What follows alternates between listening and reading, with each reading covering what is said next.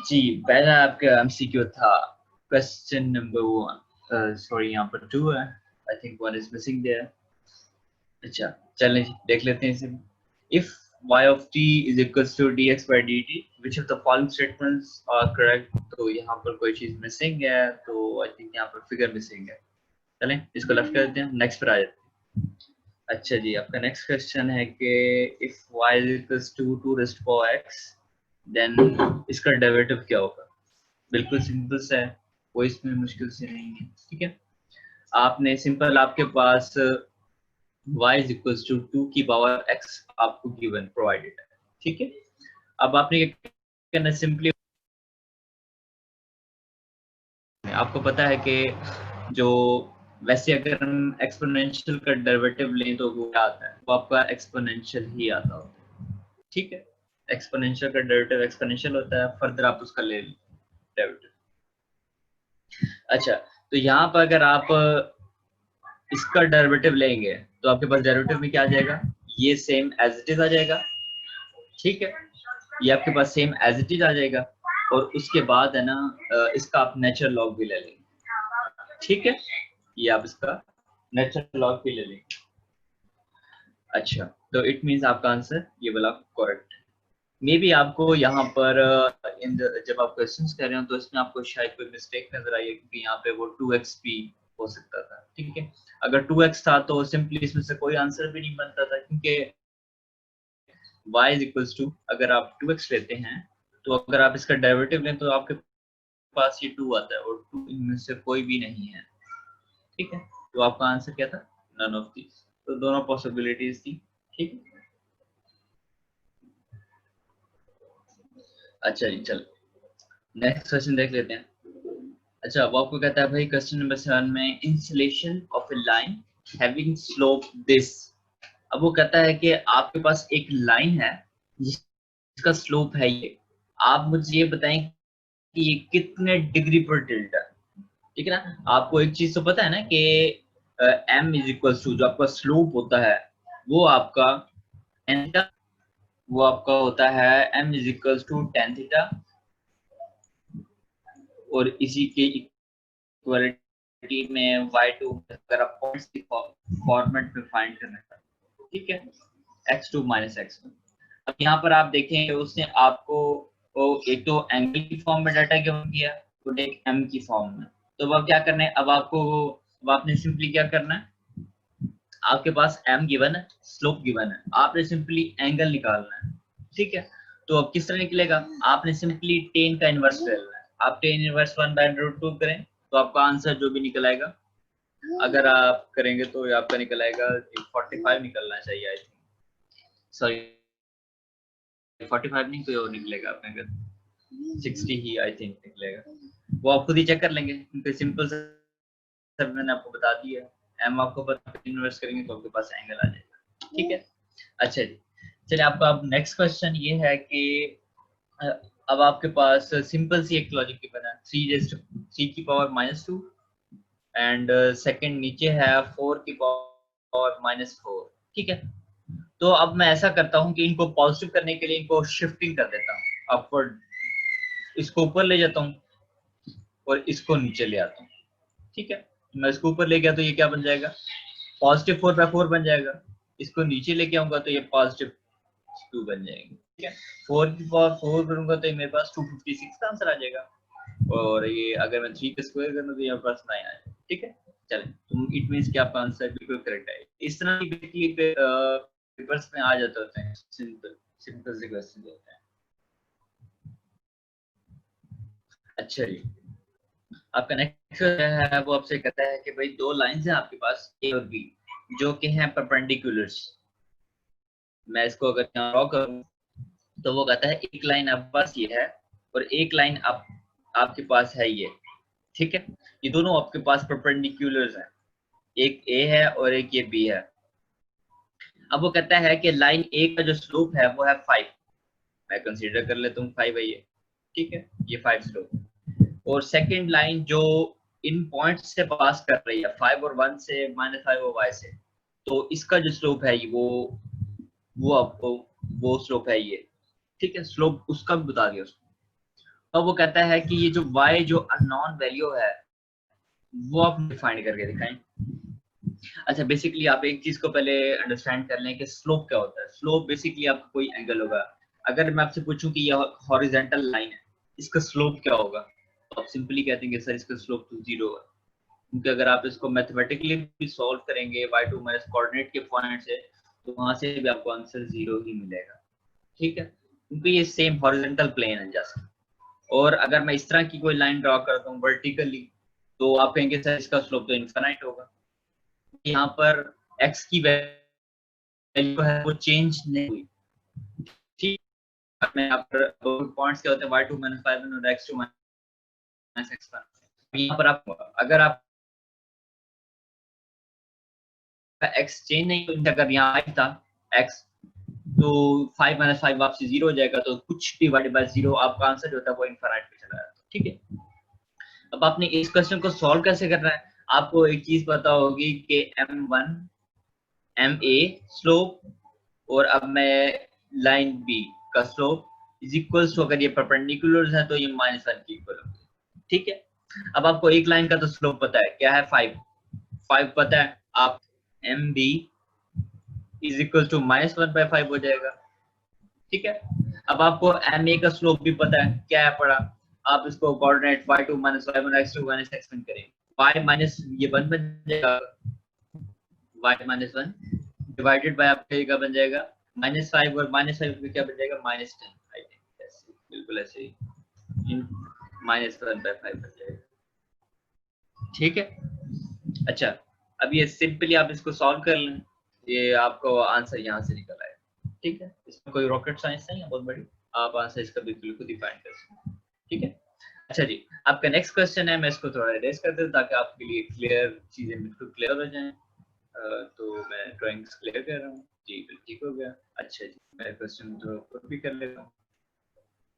अच्छा जी, अच्छा जी, आपका जो नेक्स्ट क्वेश्चन है वो है कि the distance from the origin to the line. अब वो आपके पास कहता है कि आपके पास लाइन की इक्वेशन है, ये आपके पास एक लाइन है, कोई भी ये हो सकती है, ये हो सकती है, आप सिंपली इसको ड्रॉ कर सकते हैं कार्टेशियन प्लेन पर। आप कार्टेशियन प्लेन लें, आप एक्स पुट करें और आपके पास एक लाइन ड्रॉ हो जाएगी, क्योंकि एक्स और वाई के कोऑर्डिनेट्स आपको बच जाएंगे। ठीक है, लेट्स से मैं कहता हूँ कि वो इस तरह की एक लाइन बन गई है, ये आई एम कंसीडरिंग, ये एग्जांपल है। ठीक है, ये एक एग्जांपल है। ठीक है, अच्छा, अब वो कहता है कि the shortest distance from the origin to the line. अब वो कहता है कि शॉर्टेस्ट डिस्टेंस कौन सा होगा, अगर आप ओरिजिन से ये भी डिस्टेंस भी तो है, ये डिस्टेंस भी है, ये डिस्टेंस भी है और ये डिस्टेंस भी है। अब वो कहता है कि इनमें से शॉर्टेस्ट जो डिस्टेंस है ना टुवर्ड्स द लाइन, वो आप मुझे फाइंड करके। ठीक है, तो अब किस तरह होगा वो हम देख लेते हैं। अच्छा, अब सिंपली आपने करना है कि मैथमेटिकली चले तो बिल्कुल सिंपल सा इजी इजी सही है। अगर मैं इसको लाइन की इक्वेशन में ले जाऊं, y इज इक्वल्स टू, तो ये बन जाएगा मेरा -2x + 2। ठीक है, अब अगर आप देखें तो जो शॉर्टेस्ट डिस्टेंस जो बनता है वो आपका ओरिजिन से टुवर्ड्स द लाइन, वो परपेंडिकुलर डिस्टेंस बन रहा है। परपेंडिकुलर डिस्टेंस कम से कम जो डिस्टेंस बनता है, ठीक है, वो हम देख मैथमेटिकल भी देख लेते हैं किस तरह से होता है। अच्छा, अब हमने एक चीज देखी थी, हमने कहा था कि अगर परपेंडिकुलर होगा तो ये बोथ इक्वल्स टू -1 के इक्वल होंगे, ऐसे ही। ठीक है, लेट से अगर एक लाइन का स्लोप जैसे इसका इसका अगर हम कंपेयर करें तो y टू mx + c से कंपेयर करें, तो अभी इस लाइन का जो स्लोप है वो आपका है -2। ठीक है, तो अगर मैं जहां मेरे पास -2 है, अगर यहाँ पर मैंने -1 लाना है तो मेरे पास यहाँ पर 1/2 आना चाहिए। ठीक है, तभी मेरे पास यहाँ पर -1 इसको सेटिस्फाई कर सकेगा। ठीक है, तो मतलब कि मेरे पास जो दूसरी इक्वेशन, दूसरी लाइन का जो स्लोप होगा दूसरी इक्वेशन का, वो जो मैंने बनानी है, तो उसका स्लोप क्या होगा 1/2 होगा। ठीक है, अब मैं y mx + c में इसकी इक्वेशन पुट करता हूँ वैल्यूज। ठीक है, मैंने पुट की तो मेरे पास आ जाएगा x/2 + c और ये y।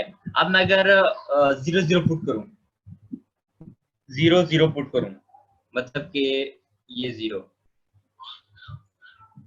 इंटरसेप्ट फाइंड करने के लिए। आपको मैं एक दफा अपने सेशंस में भी हम पहले डिस्कस कर चुके हैं कि अगर आपने इंटरसेप्ट की वैल्यू फाइंड करनी हो सी की, तब आपको लेट्स से ये आपका स्लोप है, तो आप क्या करेंगे, यहाँ पर आपको कोई एच कोऑर्डिनेट गिवन होगा, आप वो पुट कर सकते हैं, या यहाँ पर कोई जो एच कोऑर्डिनेट गिवन हो आप वो पुट करें, वो पुट करके आप सी की वैल्यू फाइंड कर सकते हैं। लेट्स से यहाँ पर 2 और 1 था, तो अब क्या करेंगे, x में 2 पुट कर देंगे यहाँ पर, और y में 1 पुट करेंगे, जो वैल्यू पुट करेंगे तो उसके बाद c की वैल्यू आ जाएगी। c की वैल्यू अगेन आपने इसी इक्वेशन पुट कर दें तो आपके पास c खत्म हो जाएगा और उसके अगेंस्ट उसकी वैल्यू आ जाएगी। ठीक है, अभी इस केस में क्या है, यहाँ पर अब लाइन, क्योंकि हम डिस्टेंस फाइंड कर रहे हैं from this to this line, अब यहाँ पर h कोऑर्डिनेट 2 बनते हैं अगर एग्जांपल है तो, एक तो ओरिजिन बनता है और एक ये बनता है, कोई भी पुट कर दें आंसर आपका दोनों जगह पर सेम होगा। ठीक है, अगर मैं 0 पुट करूं तो c की वैल्यू आपकी 0 बन जाती है। ठीक है, अगर पुट करके चेक कर सकते हैं, x 0 पुट करें, y 0 पुट करें, c की वैल्यू 0 बन जाएगी। ठीक है, अच्छा, अब y इक्वल्स टू आपका क्या बन जाएगा, सिंपली x/2। आपने इन दोनों इक्वेशंस को इक्वल रख देना आपस में, ये इन दोनों इक्वेशंस x/2, और यहां से आपका क्या बन जाएगा -2x + 2। ठीक है, इन दोनों को इक्वेशन पे, उसके बाद आप इन दोनों को सॉल्व करें तो आपकी x की जो वैल्यू निकलेगी, आई थिंक निकलेगी 4/5। आप इसको सॉल्व कर लेंगे फर्दर, फिर भी 4/5 निकलेगी। ठीक है, अब ये x की वैल्यू आप ओरिजिनल इक्वेशन में पुट करें ताकि y की वैल्यू फाइंड कर लें। ठीक है, अब आप y की वैल्यू फाइंड करने के लिए x की वैल्यू इधर पुट करेंगे तो y आपके पास आ जाएगा 2/5। ठीक है, अब आपने क्या करना है, फ्रॉम ओरिजिन 0 टू टूवर्ड आपके पास जो पॉइंट निकले क्या निकले, तो इसको जाके इंटरसेक्ट कर रहे हैं। अच्छा, ये क्या निकले हैं आपके 4/5, और ये आपका निकला है 2/5। ठीक है, आपको डिस्टेंस फार्मूला तो आता है, बिल्कुल ही सिंपल सा आप पर डिस्टेंस फार्मूला करते हैं, वो आपको लेंथ फाइंड करके दे देगा या डिस्टेंस फाइंड करके देगा from origin to toward the line, shortest distance होगा। ठीक है, आप इसको डिस्टेंस फार्मूला में पुट करें तो ये आपका आई थिंक बन जाएगा, मैं इसको शॉर्टकट ही कर रहा हूँ, तो 16/25, तो यहाँ से आपका बच जाएगा 4/25। ठीक है, तो अगर आप इसको फर्दर सॉल्व करेंगे तो ये आपका बन जाएगा 2 × √5 डिवाइडेड बाय 5। आप इसको फर्दर सॉल्व करें तो ये आपके पास आंसर आ जाएगा 2 डिवाइडेड बाय √5। ये √5 किस तरह से है, आपको पता है कि 2 √5 है, नीचे 5 है, मैं इसको √5 से मल्टीप्लाई करता हूँ, √5 से डिवाइड करता हूँ। ठीक है, अभी √5 कितने हो जाएंगे, 2 × 5, और नीचे क्या बनेगा 5 × √5, ये 5 से 5 कैंसिल, और आपका आंसर क्या बन जाएगा 2 डिवाइडेड बाय √5। अब मैं आपको एक चीज क्लियर चलूं, अगर आप लोग प्रैक्टिस कर चुके होंगे तो आपके लिए कोई चीज भी मुश्किल नहीं है। ठीक है, अगर आप ड्रॉ करना चाहें, इसको आप कार्टेशियन प्लेन पर ड्रॉ करके भी सॉल्व कर सकते हैं। ठीक है, मैं आपको सेशंस में से बात को समझाता रहे, आप इसको ग्राफिकली भी सॉल्व कर सकते हैं एज वेल एज मैथमेटिकली भी सॉल्व कर सकते हैं। ठीक है, अच्छा जी, हम अपने नेक्स्ट क्वेश्चन की तरफ चलते हैं। मैं इसको क्लियर कर लूं ड्राइंग को ताकि आपको बिल्कुल सही क्लियर अंडरस्टैंडिंग डेवलप हो। अच्छा, चलें, क्वेश्चन है कि भाई circuit 10 unit radius and the centre is this, आप मुझे बताएं कि ये किस रीजन में लाई करेगा। हम इसको देख लेते हैं, हम इसको ड्रॉ कर लेते हैं सिंपली। क्या कहते हैं, -2 और -4 आपका जी रेडियस है, ये आपका -2 सर ये वहां से बन जाएगा, और यहाँ से let's say I am considering it is minus. अब सेंटर से आपने 10 यूनिट ऐड मूव करना, सिंपली आप 10 यूनिट्स यहाँ से अगर यहाँ मूव करें तो आपका क्या बनेगा, -2 यहाँ 8 पर आ जाएगा, ये 8 पर। ठीक है, 10 यूनिट ऊपर मूव करें यहाँ आ जाएगा, 10 यूनिट यहाँ मूव करें और 10 यूनिट यहाँ मूव करें, लेट्स से यहाँ चले जाए, बनेगा। अच्छा, अब हम ऑप्शंस को देख लेते हैं।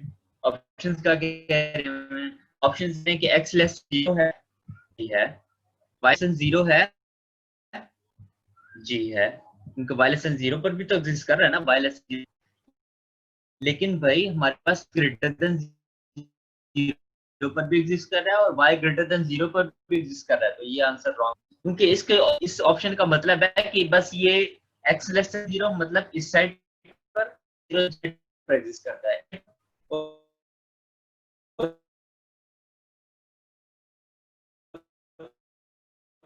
0 पर भी वर्क कर रहा है, पर भी 0 पर भी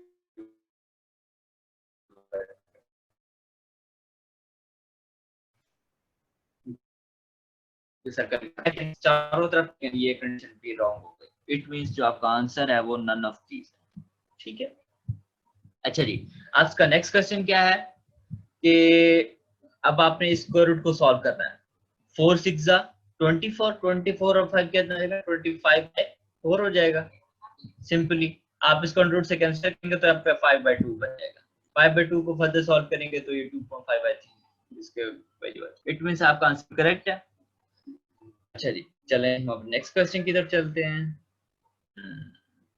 ये क्वेश्चन है, अच्छा जी, तो अब ये है कि इफ ई एसेंट्रिसिटी जो आपकी होती है, एसेंट्रिसिटी मैं आपसे पहले भी डिस्कस कर चुका था। एसेंट्रिसिटी बेसिकली आपके जो कर्व नेचर होती है ना, किसी भी चीज की कर्व नेचर को, लेट्स से अगर मैं कहता हूं ये मेरे पास एक सर्कल है, इसकी सेंट्रिसिटी क्या होगी, इसकी सेंट्रिसिटी क्या होगी, 0 है इसकी सेंट्रिसिटी, ठीक है। अब जैसे ही मैं इसकी शेप थोड़ी चेंज कर देता हूं, मैं इसको हाइपरबोला सॉरी इलिप्स की फॉर्म में ले आता हूं, इसकी सेंट्रिसिटी बढ़ना शुरू हो जाएगी। ये मेरे ख्याल से इन 1 0 के दरमियान रह जाती है, ठीक है। उसके बाद अब जैसे ही मैं इसको लेकर आता हूं पैराबोला में, तो क्या हो गया, जैसे ही वो सर्कल अपनी कर्व नेचर से कम होता जा रहा है, उसकी एसेंट्रिसिटी बढ़ती जा रही है, ठीक है। अगर आपने इसको डीपली डिस्कस किया हो तो एसेंट्रिसिटी बेसिकली आपकी कर्व नेचर अगर आपकी जैसे खत्म होती जाएगी तो एसेंट्रिसिटी की वैल्यू बढ़ती जाएगी, ठीक है। तो अब यहाँ पर क्या होगा, एसेंट्रिसिटी की वैल्यू 1 होगी और हाइपरबोला के केस में क्या होगा, वो ग्रेटर देन 1 होगी, ठीक है। और एसेंट्रिसिटी आपकी हमेशा मॉड में होती है, पॉजिटिव नेगेटिव, ठीक है। अच्छा ये तो इट मींस आपका e इज इक्वल टू 1 है, तो आपकी ये पैराबोला किस करेगा, ठीक है। अच्छा क्वेश्चन नंबर 14 क्या है, वो कहता है कि choose a differential equation of the straight line. First of all आपको क्वेश्चन में ही उसके कीवर्ड्स होते हैं, तो आप गौर से उस क्वेश्चन को पढ़ें, उसको सही तरह से समझें और देन ऑप्शंस को सिलेक्ट करें। आप अगर 100% किसी ऑप्शंस पर श्योर हो तो उसको सिलेक्ट कर लें, अदरवाइज उसको ऑप्शनल छोड़ दें, ठीक है। आपके पास टाइम बचे देन उसको फिर देखें डीपली, उसके बाद उसका आंसर लगाएं, ठीक है। अच्छा जी, अब आपकी स्ट्रेट लाइन की इक्वेशन हम पहले डिस्कस कर चुके हैं, तो y is equal to mx plus c है आपकी स्ट्रेट लाइन की इक्वेशन, ठीक है। अब वो कहता है कि भाई मुझे डिफरेंशियल फॉर्म में चाहिए। डिफरेंशियल फॉर्म में किस तरह आ जाएगी, तो dy by dx कर दे सिंपल इसी को। अगर मैं इसी का डेरिवेटिव लूं इसी इक्वेशन का, तो यहाँ पर m आ जाएगा विद रिस्पेक्ट टू x, तो ये एक कांस्टेंट कंसीडर होगा तो ये 0 हो जाएगा, ठीक है। तो आपका जो आंसर बनेगा वो बनेगा dy by dx is equal to m बनेगा, तो मतलब कि आंसर आपका ये वाला करेक्ट है, ठीक है। तो ये आपका आंसर रॉन्ग था, ठीक है। अच्छा जी, हम अपने नेक्स्ट क्वेश्चन की तरफ चलते हैं। नेक्स्ट क्वेश्चन, इस क्वेश्चन को आप खुद सॉल्व करेंगे क्योंकि बहुत सिंपल से क्वेश्चन है, इसमें कोई रॉकेट साइंस नहीं है बहुत बड़ी। तो हम नेक्स्ट क्वेश्चन नंबर 16 की तरफ चले जाते हैं, ठीक है। अच्छा मैं इसको रेस कर दूं ड्राइंग्स को ताकि आप क्लियर हो जाए।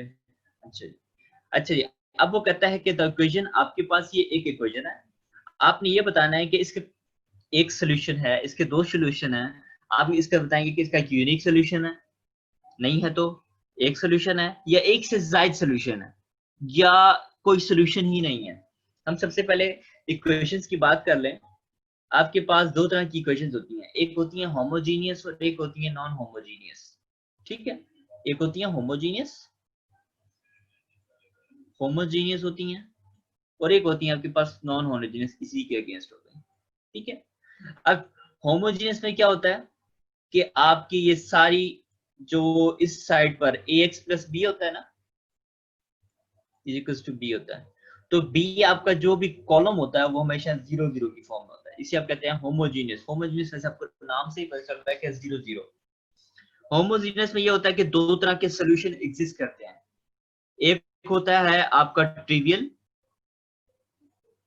ट्रिवियल, और एक किसी अगेंस्ट नॉन ट्रिवियल होता है। ठीक है, अब ट्रिवियल में क्या होता है, ट्रिवियल में आपका यूनिक सोल्यूशन होता है, यूनिक सोल्यूशन। ठीक है, और आपका नॉन नॉन ट्रिवियल में क्या होता है, नॉन ट्रिवियल में आपका इनफाइनाइट मेनी सॉल्यूशंस होते हैं, इनफाइनाइट मेनी सॉल्यूशंस। मतलब कि इस इक्वेशन के एक से ज्यादा सॉल्यूशन एग्जिस्ट करते होंगे, वो हम देखते हैं किस तरह से एग्जिस्ट करते होंगे ताकि आपको कोई प्रॉब्लम ना हो मॉक टेस्ट आपके ओरिजिनल टेस्ट में। ठीक है, उसके बाद नॉन होमोजेनियस में क्या होता है कि आपका या तो सॉल्यूशन एग्जिस्ट करेगा, ट्रिवियल फॉर्म में होगा, नॉन होमोजेनियस में भी आपका ट्रिवियल होता है, नॉन होमोजेनियस में या तो आपका सॉल्यूशन यूनिक सॉल्यूशन एग्जिस्ट करेगा, और उसके बाद क्या होगा, नो सॉल्यूशन। ठीक है, ठीक है। अब फर्स्ट ऑफ ऑल हम पहले इसकी टाइप कंसीडर कर लेते हैं कि कौन सा है। हम इसको अगर देखें तो ये आपका है नॉन होमोजेनियस में आता है, क्योंकि आपका यहाँ पर होमोजेनियस के लिए यहाँ पर आपका जो आपका बी है वो 0 0 नहीं है। ठीक है, तो ये आपके नॉन होमोजेनियस है, पहली तो हमने ये चीज देखी। ठीक है, उसके बाद क्या, क्योंकि ये चीज आपकी 0 0 नहीं होती, इसलिए आपका ये नॉन होमोजेनियस होमोजेनियस नहीं है। ठीक है, नॉन होमोजेनियस में आ जाता है। ठीक है, उसके बाद हम देखते हैं कि इसके सॉल्यूशन की तरफ चलते हैं। अगर हम इसको मैट्रिक्स की फॉर्म में लिखें 1 8 और उसके बाद 1 और उसके बाद 2, ठीक है, और उसके बाद ये आपका एक्स वाई आ जाएगा, उसके बाद ये आपका क्या बन जाएगा -3 और -6। अगर मैं इसको सॉल्व करूं, मैं इसकी मैट्रिक्स में से कुछ खत्म करना चाहता हूँ, लेट्स से मैं 8 को खत्म करना चाहता हूँ। ठीक है, 1 1, ये 0 हो गया, ये आपका -6 हो जाएगा, ये x, ये y, और ये आपका क्या बनेगा 24। 24 में से आप 6 माइनस करेंगे तो क्या बनेगा 18 -3, और ये आपका क्या बन जाएगा 18। अब आप देखें कि यहाँ से आप वो कंपेयर कर सके आंसर्स फाइंड कर सकते हैं। जैसे -6y इज इक्वल्स टू 18, ऐसे y की वैल्यू आपकी क्या निकल आई -3, और सेम मैसेज x की वैल्यू भी निकल आएगी। तो इस तरह की आप सॉल्यूशंस को कहते हैं यूनिक सॉल्यूशन। मतलब कि इस ये जो आपके पास जो इक्वेशंस थी, इसका जस्ट एक ही सॉल्यूशन निकला है। ठीक है, क्योंकि हमने वहां बात की थी या तो यूनिक निकलेगा या तो नो सॉल्यूशन होगा। ठीक है, तो यहाँ पर हमारा क्या निकला है यूनिक सॉल्यूशन, मतलब एक ही। यूनिक से आपको पता चलता है कि यूनिक होगा बिल्कुल ही, तो आपका यूनिक सॉल्यूशन निकला है।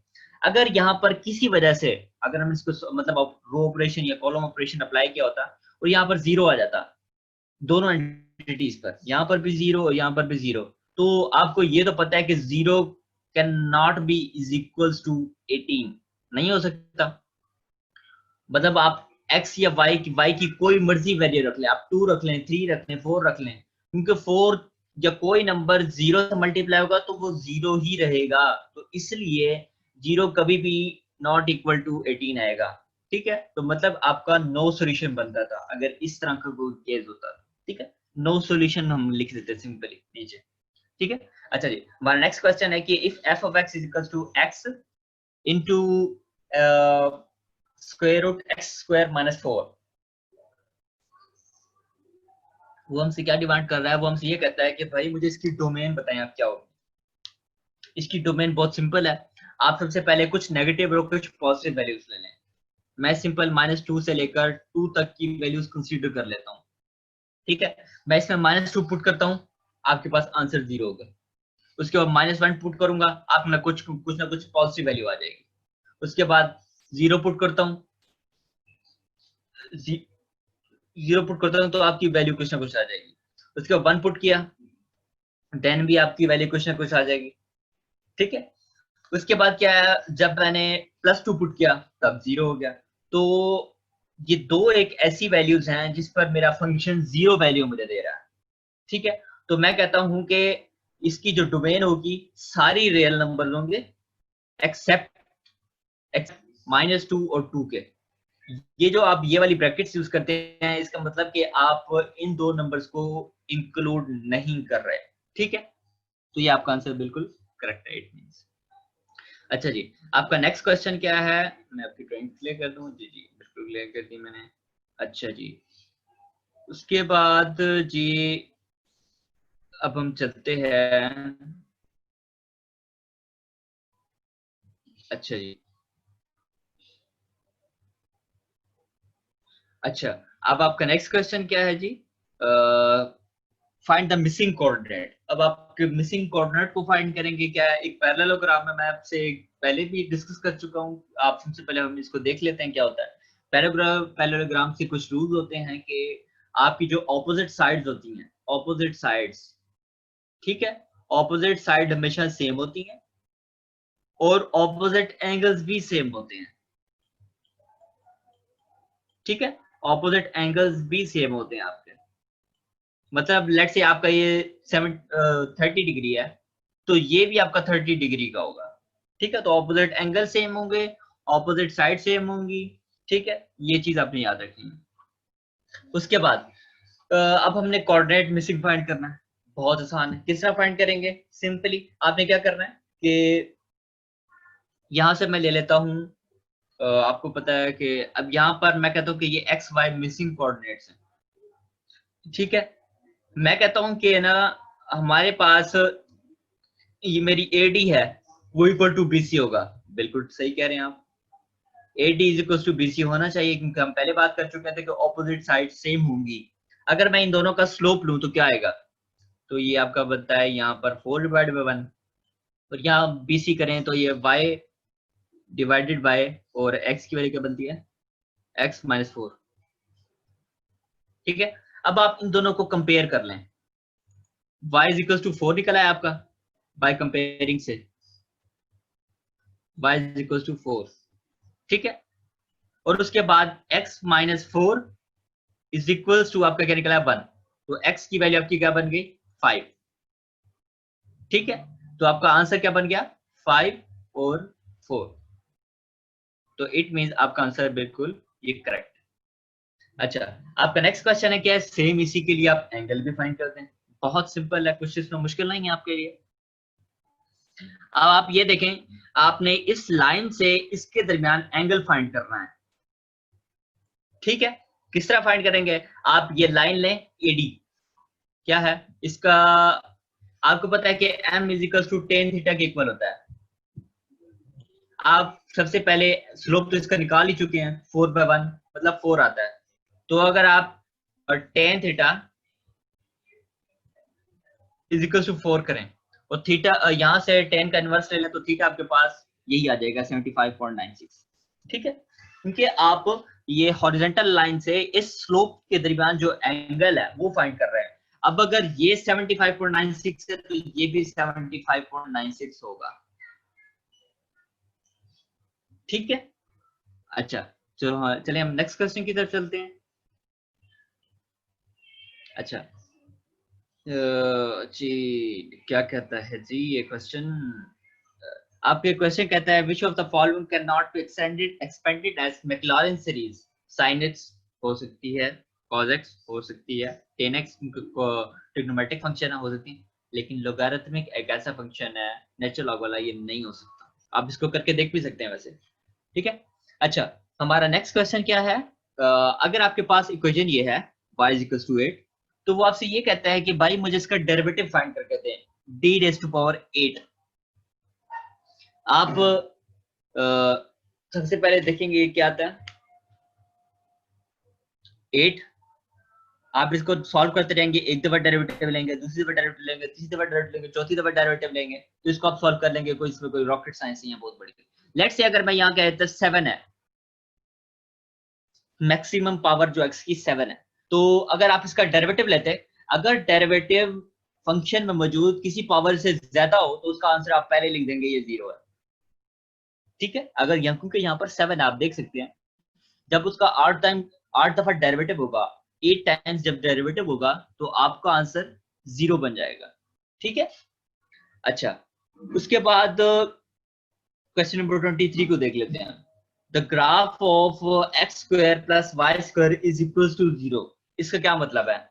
एक्स स्क्वायर, हम पहले इक्वेशन को देख लेते हैं, x square plus y square is equal to r square के इक्वल होती है, ठीक है। अब आर स्क्वायर 0 का क्या मतलब है? आर स्क्वायर का 0 का मतलब ये है कि एक ऐसा सर्कल जिसका रेडियस 0, ठीक है। तो ये मतलब वो एक पॉइंट सर्कल होगा, इसको आप क्या कहेंगे? Point circle. अगर इसका रेडियस 1 होता, यहाँ पर 1 लिखा हुआ होता, तो हम इसे कहते हैं ये एक यूनिट सर्कल है। लेकिन यहाँ पर ऐसा रेडियस, ऐसा सर्कल जिसका जो रेडियस हो बिल्कुल 0 है, इसे हम कहते हैं पॉइंट है, जस्ट एक पॉइंट कंसीडर कर रहा है, एक पॉइंट है, इसे हम कहते हैं पॉइंट सर्कल, ठीक है। ये पॉइंट सर्कल है आपका, ठीक है। अच्छा, उसके बाद आपके पास नेक्स्ट क्वेश्चन ये है कि आपके पास एक ट्राइंगल है, वो कहता है कि भाई मुझे इसका एक एरिया फाइंड करके दें, ठीक है।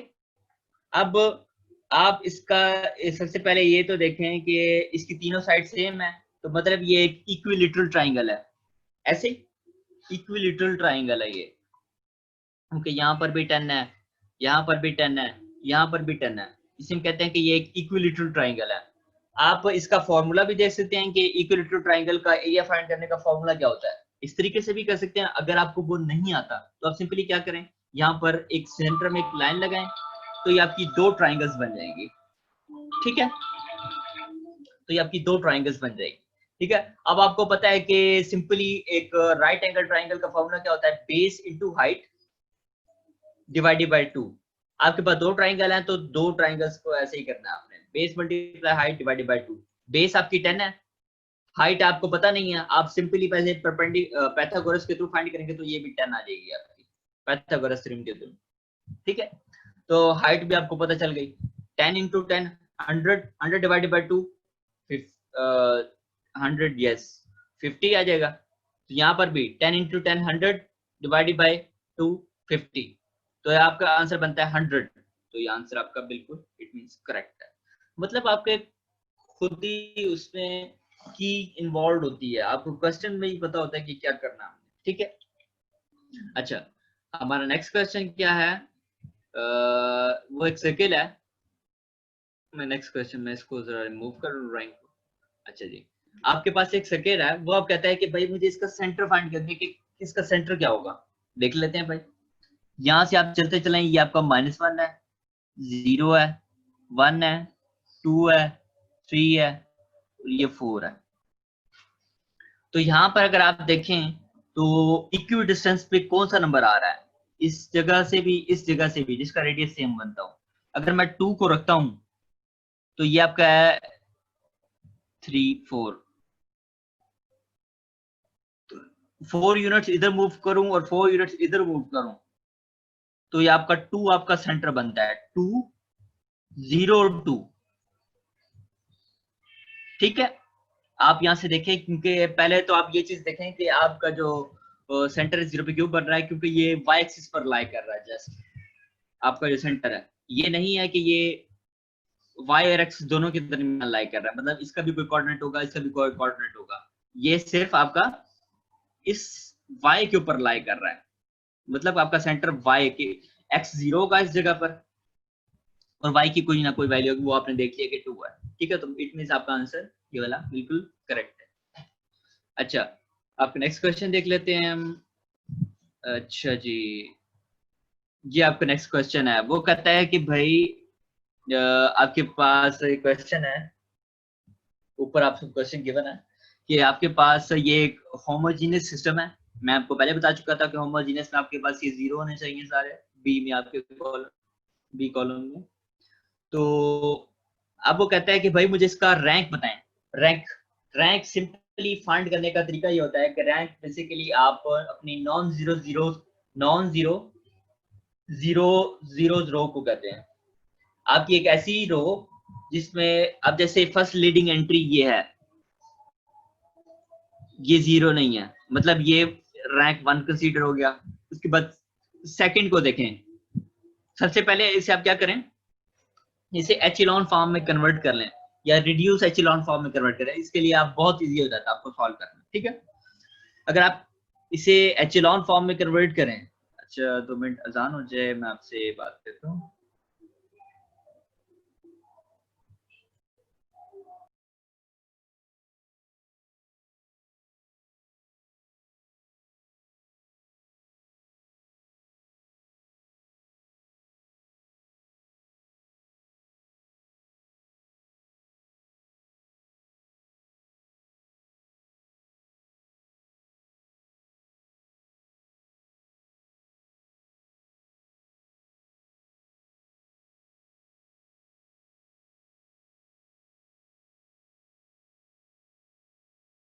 अच्छा जी, चलें स्टार्ट करते हैं आपसे। अच्छा, हम थे कि रैंक की बात कर रहे थे। हम कहते हैं कि नॉन जीरो रो को कहते होते हैं। अब यहाँ पर फर्स्ट लीडिंग एंट्री ये है, उसके बाद ये है लीडिंग एंट्री, तो यहाँ पर जीरो, उसके बाद ये आ रही एंट्री। अगर हम इसको रो ऑपरेशन अप्लाई करेंगे तो ये जीरो हो जाएगा आपका, ठीक है। इस पर करेंगे, जब इसको इससे रो ऑपरेशन करेंगे तो ये भी जीरो हो जाएगा। तो मतलब आपकी दो एक ऐसी रोज हैं जिनमें कुछ ना कुछ वैल्यूज एग्जिस्ट करती हैं। जैसे लीडिंग एंट्री में पहले ये एग्जिस्ट कर रहा था, फिर ये, अब ये दो एक ऐसी रोज हैं जो कि नॉन जीरोज हैं, ठीक है, नॉन जीरो हैं। तो आपका रैंक इससे मतलब क्या बनता है, 2। तो आपका आंसर ये वाला बिल्कुल करेक्ट है। अच्छा, अब वो कहता है कि भाई मुझे ये बताएं कि इसके सोल्यूशन कितने हैं, ये भी बता दो मुझे। अब मैं आपको बता चुका था कि होमोजेनियस में दो तरह के सॉल्यूशन एग्जिस्ट करते हैं, एक होता है आपका यूनिक और एक होता है आपका इनफाइनाइट मैनी सॉल्यूशंस होते हैं, ठीक है। इनफाइनाइट मैनी सॉल्यूशन आपके कब बनते हैं, जब आप मैंने वो, हाँ उसको मैंने आपको डिस्कस अपनी बताता हूँ आपको। वो इस तरह से, क्योंकि अब आप जो रो ऑपरेशन अप्लाई करेंगे तो ये आपका 1 0 0 1 0, और ये आपका जो आंसर अब बनेगा मैट्रिक्स, वो एचेलॉन फॉर्म में वो इस तरह बन जाएगा कुछ ना कुछ, ठीक है। ये आपका एक्स वाई जी, ठीक है। और उसके बाद ये आपका क्या बन गया है, 0 0 और 0, ठीक है। अच्छा, अब ये क्या है कि ना, अब यहाँ पर अगर आप देखेंगे आपने z की वैल्यू फाइंड करनी हो, तो अगर मैं पुट करूं 0 z इज इक्वल्स टू 0, ठीक है। तो अब मैं z की जो मर्जी वैल्यू पुट करता हूँ, z की वैल्यू 1 पुट कर दो, z की वैल्यू 2, z की वैल्यू -1, z की वैल्यू -2, तो ये 0 इक्वल टू 0 प्रूव हो रहा है। मतलब कि ये दोनों साइडें इक्वल हो रही हैं, लेफ्ट हैंड साइड इक्वल हो रही है आपकी राइट हैंड साइड के, ठीक है। तो अब मैं z की वैल्यू लेट से पहले 1 पुट करता हूँ, z की वैल्यू मैंने पुट की 1, तो ये फिर सेटिस्फाई हो गया। अब मैं ऊपर की इक्वेशन फाइंड करें, तो अगर कहीं ना कहीं हमें जरूरत आती है, ठीक है ना, कहीं ना कहीं जरूरत आती है हमें z की वैल्यू फाइंड करने की, तो अब z की वैल्यू मैं जो मर्जी पुट करूं तो आंसर उसके हिसाब से x y की वैल्यूज भी चेंज हो जाएंगी। तो इसलिए मैं इसे कह रहा हूं कि मेरे पास इनफाइनाइट मेनी सॉल्यूशंस हैं। आप इनफाइनाइट, आप क्योंकि माइनस इन्फिनिटी से लेकर इंफिनिटी तक कोई भी वैल्यू पुट करेंगे तो आपके पास सोल्यूशन एग्जिस्ट करेंगे, क्योंकि ये प्रूव हो रहा है आपका left hand side equals to right hand side prove हो रही है, ठीक है। अच्छा, उसके बाद ये सिंपल सी वेक्टर्स का फॉर्मूला है, वो आपको कहता है कि इन दोनों का प्रोडक्ट होगा वो इक्वल्स टू -1 की इक्वल हो जाएगा, तो ए और बी की कौन सी वैल्यू होंगी तो आप फाइंड कर लेंगे इजीली, ठीक है। अच्छा जी, आपका नेक्स्ट क्वेश्चन क्या है वो हम देख लेते हैं अभी। अच्छा जी, नेक्स्ट क्वेश्चन, पैरेललोग्राम का सिंपली आपने मिसिंग कोऑर्डिनेट वही फाइंड करना है, सिंपल सा ही है। आपने वही, मैं आपको तरीका बता चुका कि ऑपोजिट साइड्स पर आपस में इक्वल होंगी, पैरेलल होंगी, और ऑपोजिट साइड ये भी और ये भी आपस में इक्वल होंगी। या तो आप AD इक्वल्स टू BC के थ्रू कर लें, क्योंकि आप मिसिंग कोऑर्डिनेट यहाँ पर XY रखेंगे तो फाइंड कर लेंगे, B इक्वल्स टू CD रख लें, ठीक है। आप उन दोनों के स्लोप से और कंपेयरिंग से आप कर लेंगे। आप पीछे आप एक दो उसको अगेन रिपीट करेंगे क्वेश्चन को, आपको सिंपल हो जाएगा क्वेश्चन, ठीक है।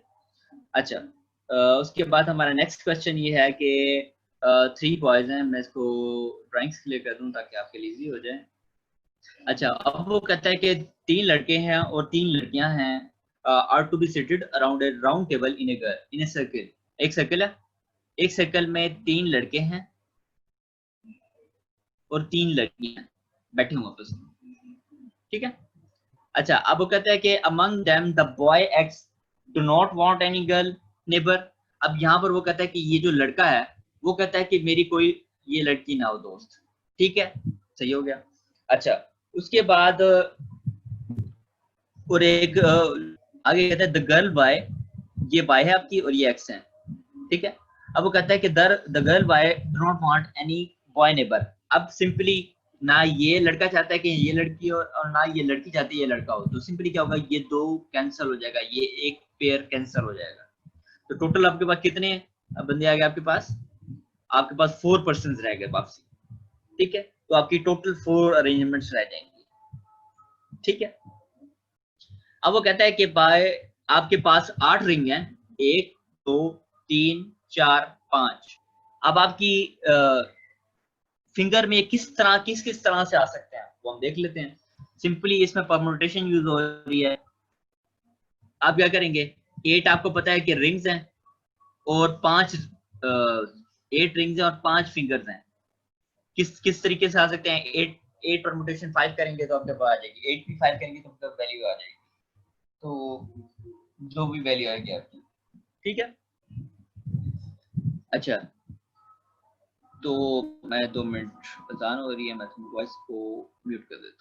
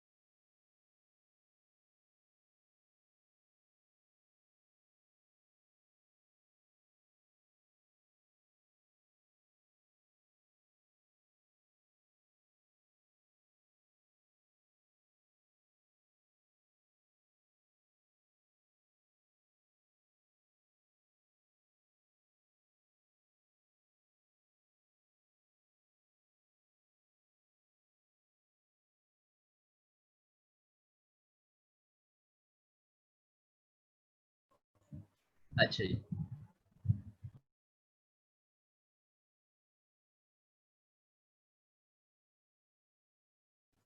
अच्छा जी। अब हमारा नेक्स्ट क्वेश्चन क्या था कि हम देख रहे थे, मैं इसको ऊपर करता हूँ। Next question, question number 30। बहुत सिंपल सा क्वेश्चन है, आप इसको, अब ये मैं आपसे पहले भी डिस्कस कर चुका हूँ, क्योंकि एफएससी में और मैम इस तरीके से नहीं पढ़ाया जाता कि आप उसको आगे फिर जाके सॉल्व कर रहे हैं, क्योंकि आपने इंटीग्रेशन पढ़ी, डिफरेंशिएशन पढ़ी।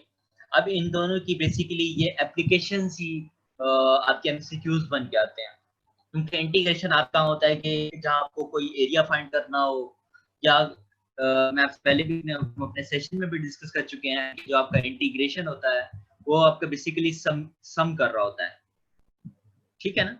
एक कंटिन्यूअस टाइम सिग्नल की, अब ये सिग्नल है, आप कॉज है, वेव फॉर्म कह रहे हैं, तो ये बेसिकली हम इसे सिग्नल कहते हैं, ठीक है। अगर आप कोई कम्युनिकेशन की डोमेन में चले जाएं ग्रेजुएशन के टाइम, तो या फिर किसी सिग्नल की डोमेन में चले जाएं तो आप इसे सिग्नल कहते हैं, ठीक है। तो इंटीग्रेशन बेसिकली आप क्या कर रहा होता है, सम कर रहा होता है, यहाँ से लेकर यहाँ तक। इस सिग्नल आपको कहता है कि भाई मुझे एरिया बताएं इस शेडेड रीजन का, क्या होगा, देख लेते हैं। अब आपको पता है कि यहाँ से लेकर यहाँ तक ये पाई बाय 2 हुआ, ठीक है। और उसके बाद ये आपका आ गया, अभी तक ये आपका क्या 270 डिग्री है। अब ऊपर जाएगा तो ये आपका क्या बनेगा, पूरा 360 डिग्री कंप्लीट होगा। 0 पाई बाय 2, उसके बाद क्या है आपका ये पाई 270 और 360 डिग्री। तो आपको पता है कॉस यहाँ पर 0 करें 1 आ जाएगा, कॉस 90 करें 0 हो जाएगा, उसके बाद कॉस पाई करें तो -1 आ जाएगा, कॉस 270 करें 0, तो कॉस 260 आपका 1 बन जाता है, क्योंकि उसने आगे वाली वेव फॉर्म ड्रॉ नहीं की, ठीक है। तो अब हम देख लेते हैं इसे। अब यहाँ पर अगर आप करें कि आपको पता है कि इंटीग्रेशन अब अप्लाई होनी है, यहाँ पर सिंपल सी बात है, क्योंकि अगर आपको एरिया फाइंड करने को कह रहे हैं तो आपकी क्या होगी, इंटीग्रेशन अप्लाई होगी। यहाँ पर आपने, आपको फंक्शन पता है, आपने इंटीग्रेशन अप्लाई करनी है फ्रॉम 0 टू एरिया, वो कौन सा है, 0 टू पाई बाय 2 के दरमियान, ठीक है।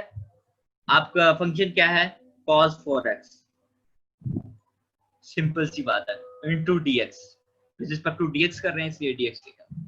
अच्छा, cos 4x की इंटीग्रेशन करें तो ये आपका आ जाएगा 1 divided by 4 into sine 4x। इसके अकॉर्डिंग आपने लिमिट अप्लाई कर रही है, साइन 4x और लिमिट क्या है पाई बाय 2 और ये 0, ठीक है। पाई बाय 2 को अगर आप 4 से मल्टीप्लाई करें तो आपका क्या बनेगा, साइन 2 पाई, ऐसे ही साइन 2 पाई आपका क्या बनेगा 0, माइनस आपके पास साइन ये बेसिकली आपका बनता है 0 टू पाई बाय 2 है ना, ऐसे ही 2 मिनट इसको हम फिर भी देख लेते हैं। Sine pi by 2, yes sine pi by 2 आपका बनेगा, यहाँ पे क्या बनना चाहिए,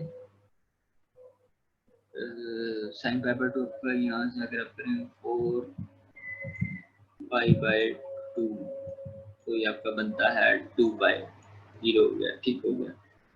उसके बाद आप करेंगे साइन 0 भी 0 होता है, बहरहाल इसका आपका जो आंसर बनेगा वो बनेगा 1/4 स्क्वायर यूनिट्स, बिल्कुल सही आंसर है, ठीक है। आप इसको देख लेते हैं, मे भी शायद क्वेश्चन में थोड़ी सी मिस्टेक हो गई, बाकी हमारा तो इस हिसाब से ठीक है ना, क्योंकि 0 और यहाँ से आपका 0 से पाई बाय 2 ही बनता है, ये आपकी इंटीग्रेशन है 0 से पाई बाय 2। आपने सिंपली क्या करना है, cos 4x आपको cos 4x आपको पता है, इसकी आप इंटीग्रेट करेंगे तो cos 4x डिवाइडेड बाय 4 बन जाएगा, तो साइन के अगेंस्ट आप ये लिमिट अप्लाई कर देंगे, ठीक है। तो ये आप इसे सॉल्व कर लेंगे, आई होप यहाँ पर 1 आता है, आप इसको देख लेंगे फिर भी खुद ही सॉल्व कर लेंगे इसको, ठीक है। अच्छा जी, और चलें जी, होप फॉर द बेस्ट, आपका ई कैट बहुत अच्छा हो इंशाल्लाह। तो आप बेसिकली अगर आप इन क्वेश्चंस को बिल्कुल अच्छी तरीके से प्रिपेयर करेंगे तो आपके लिए बिल्कुल ही कोई मुश्किल ही नहीं होगी इनको सॉल्व करने में, ठीक है। तो चलें फिर मिलते हैं फिर, आज के लिए इतना ही, अल्लाह हाफिज।